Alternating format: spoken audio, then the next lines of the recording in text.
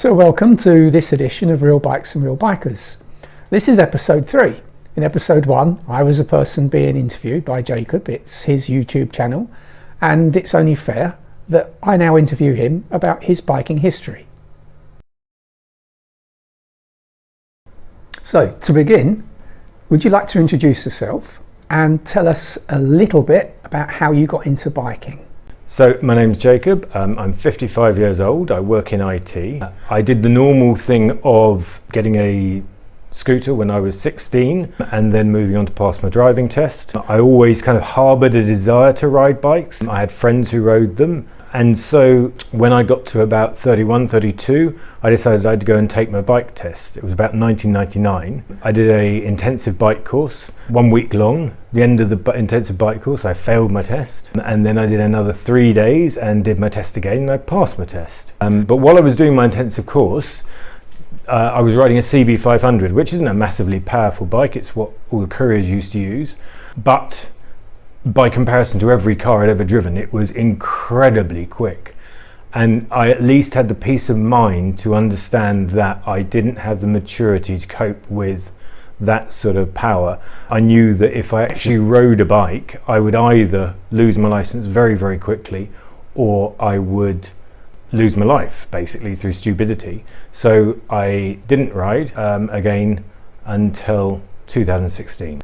So as someone that's owned and driven numerous 2CVs and other assorted rubbish, even a push bike would have seemed quick, surely. So the Honda 500 must have seemed like a rocket. It did seem like a rocket. I did own 3 2CVs, but I also owned some pretty powerful cars, things like Honda Preludes and stuff like that. I've had an eclectic selection of vehicles, but nothing I drove was anywhere near as quick as that. You know, something with a 0 to 60 time of 8-7 seconds doesn't get near almost any motorbike. Okay, can you give me the reasons why you decided to go into biking? In 2016 I got a new job. It was in Shepherd's Bush in London. We were living a long way out of London at the time, and I started by commuting in by train in the first week, and by about the 3rd day I'd had delays of 8 or 9 hours in total, including one which was 4 hours long. And I thought the train just isn't going to cut it. So I looked for a solution that would basically allow me to get in there without all the hassle of using a train. Most people at that point would look at a two-wheel option, wouldn't they? Yeah, most people would, but going back to what I said about when I passed my test, knowing what a bit of a loon I am, the idea of going straight from driving cars into riding a fairly powerful motorbike was a bit worrying. I hadn't ridden for a long period of time, so I was looking for something with a bit of stability. And we'd been in Paris quite recently, and I'd seen a lot of the 3-wheel scooters around, and I thought, well, it's kind of a part way in between. I've always liked scooters. I mean, the bike I learnt on was a Vespa PX125, so I've always liked that style of bike amongst other things anyway, so it felt natural to me to go for a 3-wheeler. Okay.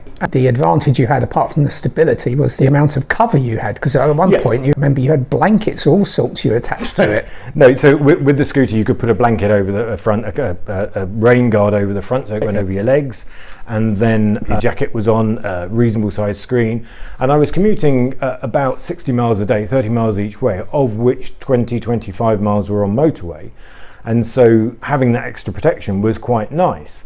My first scooter was a Piaggio MP3 300RT. So it was only 300 cc's, but it was quite comfortable. It had the 2 front wheels at tilt, which gave you much more front end grip, much more braking ability, much more security. If you, for example, hit a manhole cover, whereas a bike might slip at the front, a 3-wheeler will slip, but it slips more like a car does at the front than a bike does. So it was a very reassuring thing to ride. Inherently more stable, aren't they, at the front? Inherently more grippy at the front rather than stable. You can still drop them in the same way you can drop a bike, but you're less likely to. Definitely much more braking power as well, because you've got the 2 front wheels and you don't have that issue of potentially the front of your bike slipping away from you as well. Why did you get rid of that first 3-wheeler? So the first 3-wheeler I had, the Piaggio, being a 300cc, it would absolutely top out about 75 miles an hour. And with the 20 odd miles of motorway commuting I was doing, it wasn't really enough speed. Okay, you're breaking the speed limit there, but if you're going along at 60, 65 miles an hour and you want to accelerate past a lorry or something like that, you need to be able to twist the throttle and actually have something happen. If the top speed of your bike is 75 miles an hour, when you twist the throttle at 60, 65, not a lot happens. And so it wasn't very good for the type of journey I was doing. I decided to stick with the three-wheeler, and I changed and I went for a Peugeot Metropolis 400 RS, about 35% up in power. So it would get to, if you were to go somewhere legal and do it flat out, it would get to about 85, 90 miles an hour, which meant that when you're on the motorway and you want to overtake something, you have plenty of reserve power there. And that was good, except for the fact that after about 5,000 miles of going up and down the motorway, basically the engine blew up on it. Well, to my mind, the reason the engine blew up is because scooters just really aren't quite up to that sort of hard labour. No, I mean, you can actually see, as you mentioned, in Paris and other cities, Rome in particular, scooters and that ilk are perfect for inter-town travel, aren't they? Yeah. So you need something which is going to do the commute better. And what was that? So I searched around. I looked for a real commuter bike, something that was going to be very hardy, something kind of akin to the CB500 I actually rode when I was doing my test, and I settled on a Honda NC750X. My reasoning for settling on that was primarily it was a proper motorbike that was designed specifically for the type of work I was going to be using it for. And another very, very big reason was it was available with a DCT gearbox, which for me, whether it's a car or a bike, I'm not that fussed about having a manual. I can ride a manual, but ideally if I can take away the manual aspect of it and it's got a flappy paddle, I'm more than happy to go down that route. So it suited me for that, especially for going through town like I would be. So I went for the NC750X. I had the NC750X for about 3 years, something like that, and I put 35,000 miles on it while I had it. Really loved it as a bike. It's not for everyone at all, especially with the DCT gearbox. You'll either love it or loathe it, but for the type of riding I do in town, it's very good in that. For very slow speed maneuvering, you can't feather the clutch like you can with a manual. You have to use a rear brake and drag the back of the bike to create a clutch type effect, but you get used to it. I did quite a lot of touring on the bike as well. I took it to Spain, to France a couple of times. While I was riding it though, I was very conscious of the fact it was a bit on the underpowered side. It's 54 brake horsepower, and that's not a enormous amount. It's much faster than virtually any car, but it's still, for a bike, it's not that fast. And my ability to deal with speed is maybe a little bit better than it used to be in the past. So I was looking for something with a bit more power. My first option was, your first big bike was the SV650 Suzuki. Or when you moved to your next bike, I kept the SV and did about 2,000 to 3,000 miles on that. It went from 54 brake horsepower up to about 70 brake horsepower. Quite a lot of difference, made it a much more lively, fun bike. But ultimately, I found having a manual boring. I didn't enjoy having a manual particularly. Okay, so the NC750 is so popular. You can see why it ticks so many boxes. It's not a bike that would excite you though, is it? As a first big bike for me, it was very exciting when I first got it. You know, it was much more powerful than anything I had before. But once you're on it, and especially having done 35,000 miles on it, it's no longer exciting, yes. Having just the one bike, you need something which is going to give you a bit more power, don't you? And so what was the choice? What choice was out there that would tick those boxes for you of having more power, but also gives you the DCT that you prefer? There's only a Honda that does a bike with a DCT, and there's a few other bikes out there which have a DCT or an automatic gearbox. You know, you get the big super scooters, that type of thing as well. But realistically speaking, it was a Honda if you wanted a proper motorbike. There was the Africa Twin or the Goldwing, fundamentally, were the only bikes around with that gearbox and a larger engine. The Goldwing is very expensive, and I was looking around for an Africa Twin and I found a 2017 model. So in 2019 I found a 2017 model that was brand new out of the box, had no miles on it. They'd had it sitting in their warehouse for 2 years, and I got it for £9,350, when at the time a brand new Africa Twin was around £12,500, £13,000. So you test rode that, and it clearly has more power. It had a lot more power, didn't it? Were you comfortable with that change up? It's a big change. So you're going from a pretty road-focused commuter bike to a bike which is definitely very off-road focused, so the suspension setup is completely different. You're also going from 54 brake horsepower to just under 100 brake horsepower, a lot more torque. Was I comfortable with it? I was very happy with it to start off with, but ultimately I didn't really like the adventure bike. I found that no matter what I did with the adjustable suspension to make it more road focused, it always dived too much at the front of the bike. It was nice and comfortable and soft and bouncy when it came to touring and things like that, which was great. Had plenty of power, which was great. But yeah, didn't really like the suspension. But then the other thing was that the DCT gearbox with the NC750X I've been very, very happy with. The combination worked terribly well. The 2017 Africa Twin has a manual cable throttle, and you've got quite a torquey engine at low speeds with a parallel twin, so it's quite a thumpy engine, and it meant that if you were riding around town in drive, it would be very rough. Basically, it was very low down its rev range, it was very rough. If you wanted to get it to pick up its skirt a little bit and keep the revs up, you either had to use manual mode, which I didn't want to do most of the time, because why buy an automatic if you're going to use manual mode the whole time? And so you'd have it in one of the sports mode to raise the rev band, then that meant you couldn't use the sport mode. So the gearbox and engine combination I just didn't get on with. The weather protection of an adventure bike was really good, but the suspension and the setup of it I wasn't terribly comfortable with. Did you ever take it off-road? No, and the only off-roading I did would have been down a gravel track. I even changed the tyres on it from semi-off-road tyres to full on-road tyres. And did that improve things? Very minorly, and they weren't big chunky sort of off-road tyres, they were just mixed-use tyres, but it gave better grip in the wet, but not an awful lot of difference. After the Africa Twin, what did you get? I changed the Africa Twin at a point when I was changing job again. I was commuting back into central London, but this time a much longer commute. We'd moved house, and so rather than commuting 30 miles into Shepherd's Bush, I was now commuting about 65 miles, so a 130-mile round trip, most of it motorway and right into the centre of London. And the Africa Twin, especially with its lumpiness at low speeds, wasn't a nice bike to commute on. Because I'd done so well with the NC, I thought if I'm going to be commuting, I'm going to be doing 18,000 miles a year commuting, I may as well switch back to one of those. And it did a better job than the Africa Twin. You could get it through traffic better, it worked much better at lower speed, but it wasn't perfect. That leads us now to what you currently own. Yes, it does. So would you like to introduce them? Yes, I would like to introduce them. It was an accident how I got to my two bikes, I would stress to start off with. I was commuting on the NC and I decided that it was fine for commuting, but I was missing the power again, and I wanted something that would give me the power and a bit more fun for when I went on holiday with the bike. And so I decided that I would get a second-hand VFR 1200F D. So it's the VFR 1200 with a V4 engine, 170 odd brake horsepower with the DCT gearbox again. I bought it without having seen or ridden it. I particularly wanted, you can see it behind me, and I particularly wanted this black and white colour scheme, and I wanted one of the very last of the bikes so it was new as possible. And so in May this year I ordered it online, had it delivered, knowing that you had like 14 days to send it back and it would cost you a couple of £100 in delivery fees, and it arrived.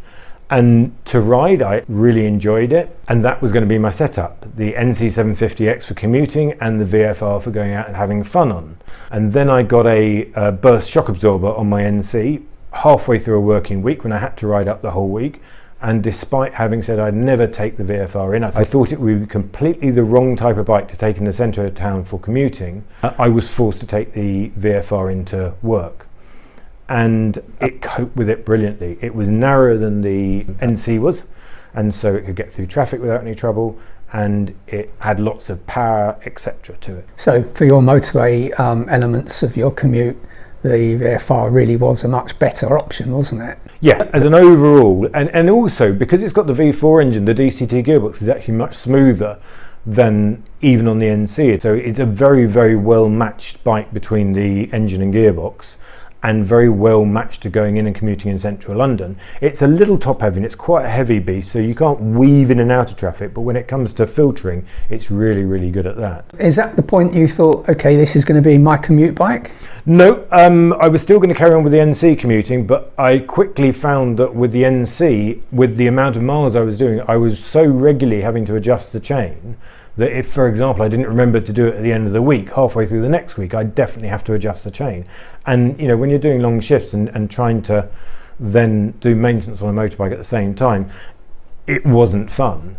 So I thought, well, the VFR's got a shaft drive, I will use that instead of the NC. And so I got ready to sell the NC and go just to one bike and have the VFR as my only bike. The other thing that's worth pointing out is the fuel consumption between the NC and the VFR is about half, isn't it? I mean, yeah, it is. I think, you know, I can't sit here and say, oh, the NC is I can't sit here and say the VFR is a perfect bike. It is not. It has a very hard seat. It guzzles fuel. I mean, the NC would do, if you were careful with it, close to 100 miles to the gallon. I normally got about 70 miles to the gallon on it. With the VFR, I'm getting 35 miles to the gallon, something like that. That's a disadvantage. The fuel consumption is definitely a disadvantage. It's got a small tank, so is forever wanting to be stopped and filled up with fuel. So it's not perfect, but it was better than the NC. So you've now got a single bike, or you did only have a single bike. It's been joined by a friend, hasn't it? So I took the VFR away on holiday down to Spain, and it did very well at it, but it is not the most comfortable bike. It's definitely very focused towards sports rather than touring. Because I was using it as a commuter bike, I thought, well, I'm doing a lot of mileage on it anyway. I'm getting lots of fun out of it because I don't just sit on the motorway. I go off the motorway if it's good weather, etc. So I thought I'd rather have something different that I can ride around on when I'm not commuting, basically, something so I don't get bored with the bike. And I was stuck in some ways because a Goldwing would be the ideal option for that, something very comfy, etc., to go touring on. But they're 17,000 odd pounds for an old Goldwing. It's 17,000 pounds. You're now looking for something which you can take on holiday, do touring with, a bit more comfortable perhaps than the VFR, but the auto box is your preference. So if you can't get the Goldwing, where were you looking? What other options were there for an automatic box?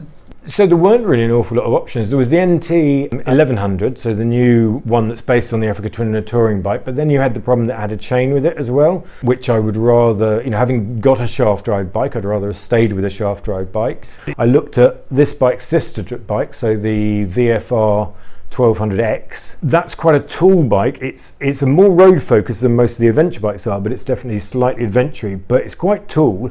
And where even with this it feels slightly top heavy and it's a heavy bike, a lot of the reviews said that that was quite a tall heavy bike as well, and especially laden with fuel all the way up, it was going to be heavier to ride. And I'm only 5'8.5", so tall bikes I can manage, but add loads of weight up to the top, and I don't want to be on a bike I'm struggling with.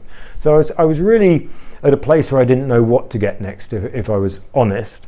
And I decided while we were on holiday to take a GS out for a test ride, purely because I wanted to see how I got on with that type of engine, so a boxer engine, that build of bike with a manual gearbox, and see if I thought actually I was going to be able to live with it as a pleasure bike rather than for commuting as well. And the GS I took out for a day, did about 100 miles on it, really enjoyed myself.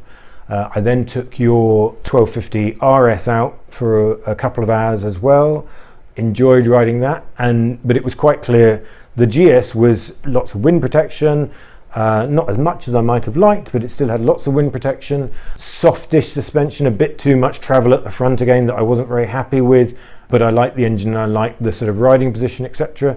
Your bike, so the R1250 RS, was more again on the sportier side and a bit too close to the VFR, if I'm honest, to be what I wanted. And so I decided to go for a R1200RT. Being the 1200, it's a little bit cheaper, so because it's a little bit older, but a 2016 model again with about 16,000 miles on the clock, I think it was when I got it, which is nothing for one of those. So that was my next choice. I mean, they are very well built, put together, and the engine's evolved over decades, so you know what you're getting. And it's surprising when you do things like you open the top box on the R1200 versus the VFR, the build quality is very obviously different. Then you've got, you know, it's a, what, 20 odd thousand pound bike if it was brand new, something like that. It's probably 22, 23. Yeah, something like that. And you can feel it about the way the bike's built. It's extremely comfortable. I'll sort of joke about turning my air conditioning on, or you know, my windscreen wiper or things like that, because it is in some ways quite car-like. You are so cosseted on it, but it's a lovely thing to ride. It's not for everyone at all. I mean, the fuel economy is good for it. The engine is a lovely sort of torquey engine, but it's not the sportiest thing. No, but it is quite flickable, isn't it?